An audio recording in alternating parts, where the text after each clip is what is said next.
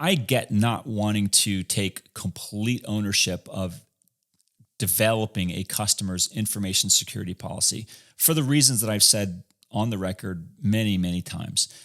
There are certain things that can't be delegated to an MSP.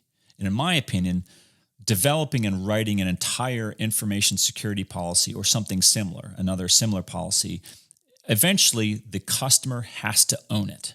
The customer, even if the MSP wrote it word for word, handed the customer that Infosec policy, said, here you go. The customer at some point has to read it, accept it, and take ownership and responsibility for that information security policy becoming practice and policy within their organization. That can't be pushed off on the MSP. Now, the MSP can help the customer comply with that or meet what happens in that information security policy.